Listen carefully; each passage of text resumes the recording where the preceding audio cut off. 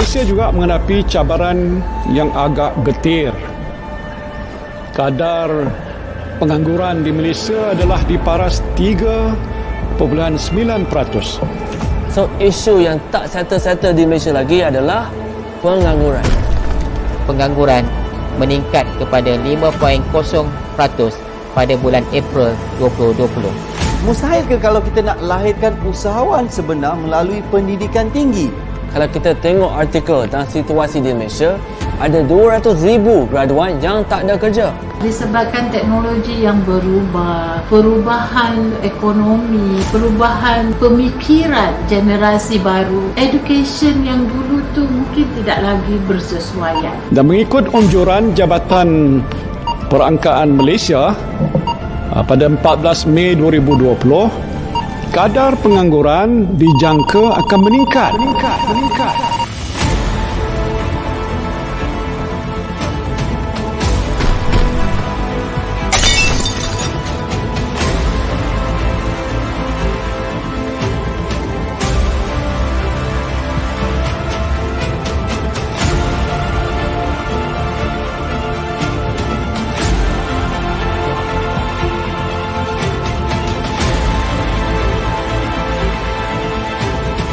A marriage, perkahwinan antara traditional learning and kemahiran. Welcome to the revolution.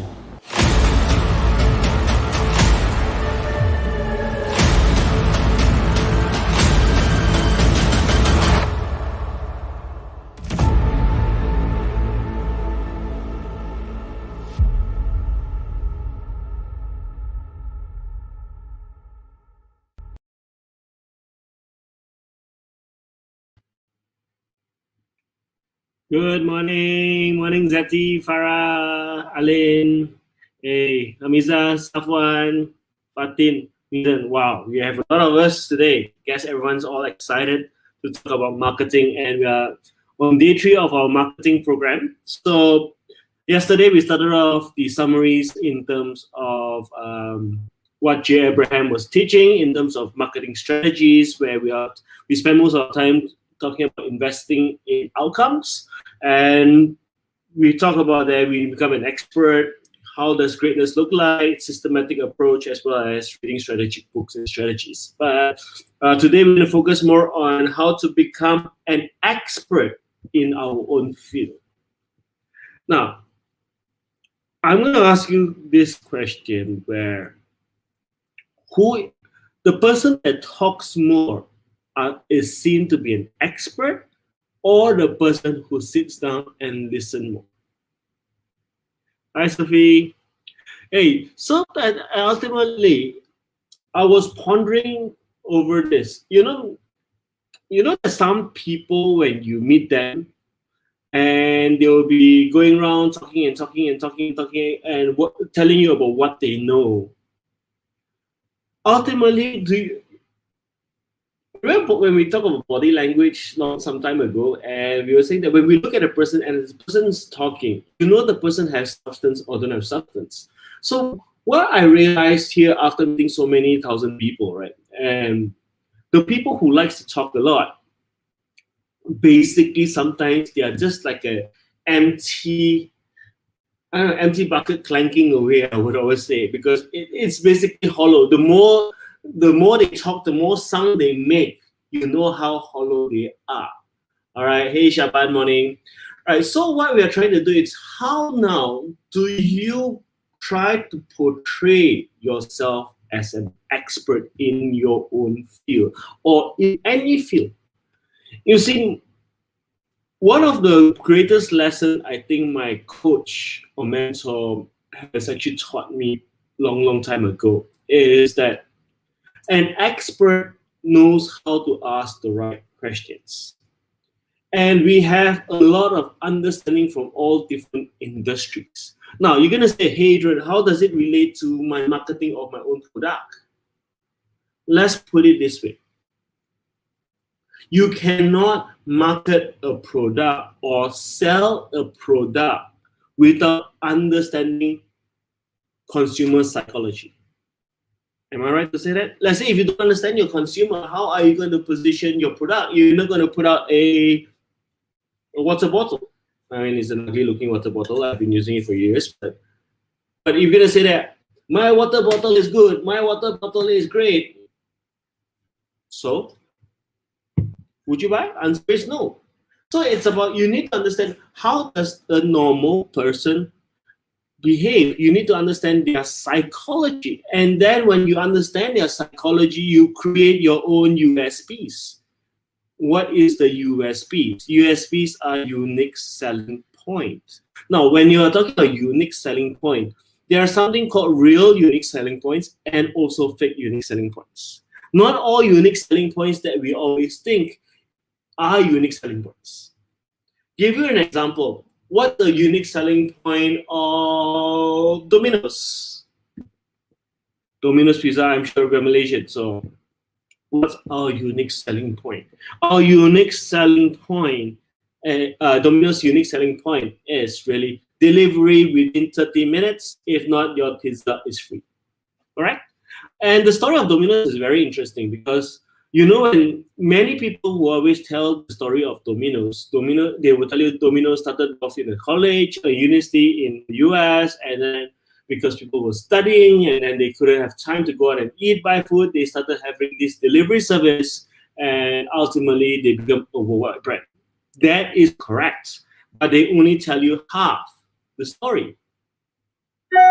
They don't tell you that basically when Domino's first started off, Domino's was actually crashing. Their business suffered. Ultimately, the first guy who actually opened up Domino's, he sold off a car to take out his return of investment. And then only when they created the unique selling point, they started booming. All right, so it's always needing to have the unique selling point. The unique selling point is by first understanding the consumer behavior first, because the moment you understand consumer behavior and unique selling point, then you can then price yourself higher. Because remember, on day one of marketing, we talk about, are we always picked on price? If you're always being picked on price or you're chosen on price, that means your unique selling point is not strong enough. Let's say if, like for us who are consultants, right?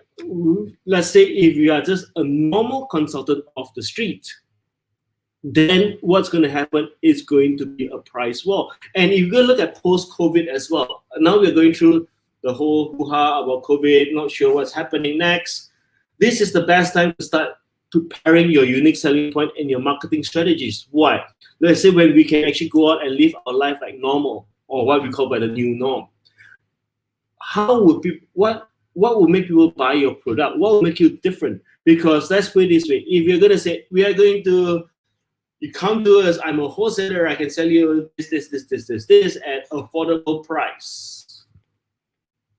Then everyone is doing that. You don't have a unique selling point. And the greatest way to develop unique selling point is asking your customers.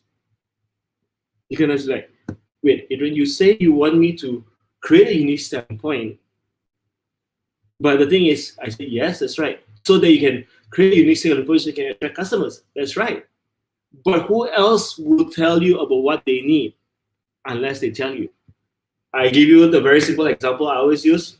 Spouses, girlfriend, boyfriend, your boss, your customers. Until and unless you ask them, would you know? Think about it again. Until and unless you ask them what they need. Let's say I showed you my water bottle just now. I would say, well, if you ask me, Adrian, what do you want in a water bottle? I said, well, I want durability.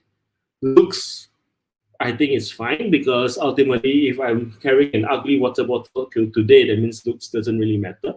What's important for me is durability. It keeps my water cold, and it's easy to be obtained. That means I don't have to queue up, go to a shopping mall long enough. I mean, I don't have to go in park to look for it. So it's easily accessible. So by you looking at that, if Adrian's my end customer right now, how can I now pitch to him? So you'll be talking about the pitch when you write your marketing script. You'll be talking about durability. You're talking about coolness. You will be talking about easily accessible. You won't be talking about its looks. But then there are other people that also need looks. Now, that's what we do. It's about going around asking businesses, asking people, how do they want to do their business? It's like for us who are consultants, I go into different companies and ask these companies how they operate.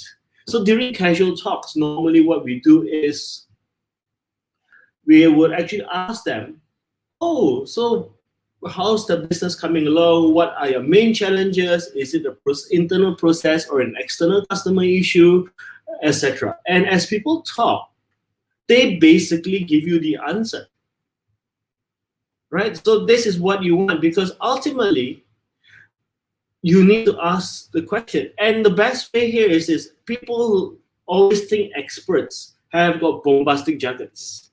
So whichever industry that you're from, right, you need to go and look up some jargons. For example, lawyers. I studied law, right? So for many years I taught law across the region, and somehow people are afraid of lawyers. The reason why they're afraid of lawyers is because you don't understand what we say. So for example, I will talk to you about something about malice aforethought or rebsa loquitur, like you'd be like, wow, maniak canggih lah, very bombastic your words. So ultimately they feel, well, this guy must be an expert. But basically I didn't say anything much. I just used a jargon. Or for example, when we talk about psychology and learners' behavior, I will use things like, for example, oh, how do you actually understand transfer of learning and return of investments? When I talk to the customer this way, oh, this guy actually knows stuff. You follow what I'm saying? So what we are saying is that if you can throw in some jargons and always ask questions.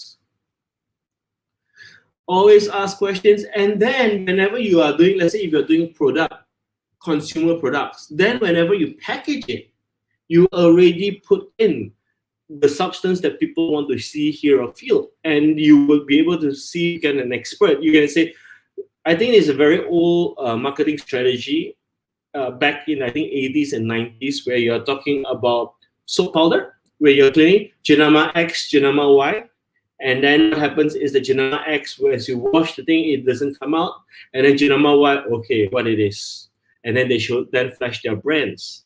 So what happened is, what they're playing is that they're touching the pain point of the consumers, and they know that most of the consumers want to solve that problem, which is very difficult.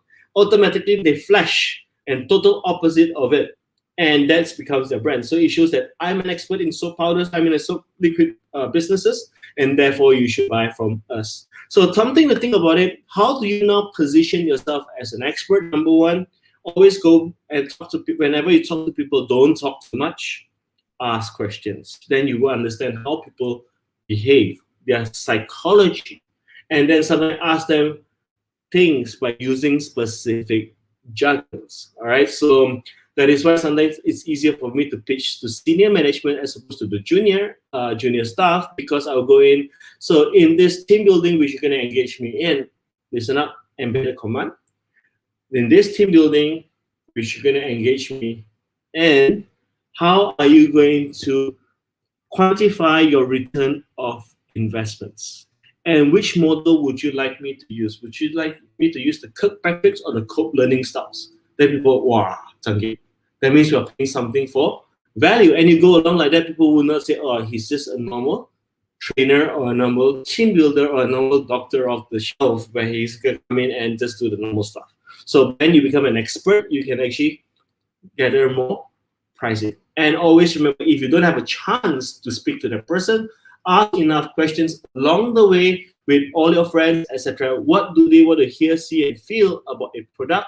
And when you pitch it in your packaging, in your label, your marketing script, everything needs to cover and to show that you are the one that spearheads the industry and not the follower. All right, so that's all for me today. And tomorrow we're going to come back and we're going to see how we're going to create greatness in our own life and our businesses.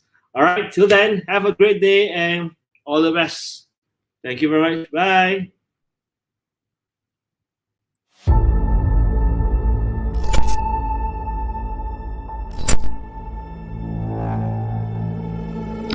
Malaysia juga menghadapi cabaran yang agak getir. Kadar pengangguran di Malaysia adalah di paras 3.9%. So, isu yang tak settle-settle di Malaysia lagi adalah pengangguran. Pengangguran meningkat kepada 5.0% pada bulan April 2020. Mustahil ke kalau kita nak lahirkan usahawan sebenar melalui pendidikan tinggi? Kalau kita tengok artikel tentang situasi di Malaysia, ada 200,000 graduan yang tak ada kerja. Disebabkan teknologi yang berubah, perubahan ekonomi, perubahan pemikiran generasi baru, education yang dulu tu mungkin tidak lagi bersesuaian. Dan mengikut anjuran Jabatan Perangkaan Malaysia pada 14 Mei 2020, kadar pengangguran dijangka akan meningkat.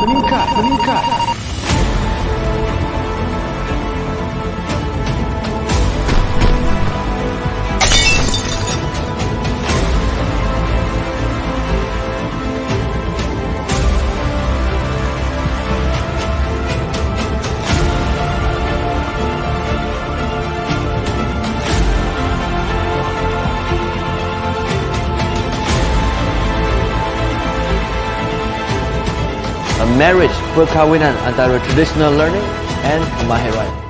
Welcome to the revolution.